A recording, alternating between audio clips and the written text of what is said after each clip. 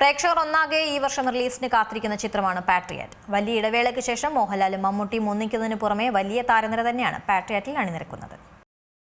മമ്മൂട്ടിയും മോഹൻലാലും ഒന്നിക്കുന്ന പാട്രിയറ്റ് എന്ന ചിത്രത്തിന്റെ സെക്കൻഡ് ലുക്ക് പോസ്റ്റർ പുറത്ത്. ചിത്രത്തിന്റെ ആക്ഷൻ രംഗങ്ങൾ നിറഞ്ഞ സെക്കൻഡ് ലുക്ക് പോസ്റ്ററാണ് പുറത്തിറങ്ങിയത്. മമ്മൂട്ടി, മോഹൻലാൽ, കുഞ്ചാക്കോ ബോബൻ എന്നിവരാണ് സെക്കൻഡ് ലുക്ക് പോസ്റ്ററിലെത്തിയിരിക്കുന്നത്. കുഞ്ചാക്കോ ബോബൻ ഓടിക്കുന്ന വണ്ടിയിൽ സൺറൂഫിന് മുകളിൽ ഷൂട്ടിനായി ലക്ഷ്യം വെക്കുന്ന മോഹൻലാലിനെ ഡ്രൈവർ സീറ്റിനടുത്തുള്ള സീറ്റിന്റെ വിൻഡോയിലൂടെ തോക്ക് ചൂണ്ടുന്ന മമ്മൂട്ടിയുമാണ് പോസ്റ്ററിൽ കാണുന്നത്. റഫ് ലുക്കിലാണ് മൂവരും. മഹേഷ് നാരായണൻ സംവിധാനം ചെയ്യുന്ന ചിത്രത്തിൽ നയൻതാരയും ഫഹദ് ഫാസിലും അഭിനയിക്കുന്നുണ്ട്. ഏപ്രിൽ 23 ലോകമെമ്പാടും റിലീസ് ചെയ്യാൻ ഒരുങ്ങുകയാണ് ചിത്രം. വളരെ കാലത്തിനു ശേഷം മമ്മൂട്ടിയും മോഹൻലാലും ഒന്നിച്ചഭിനയിക്കുന്ന ചിത്രമാണ് പാട്രിയറ്റ്.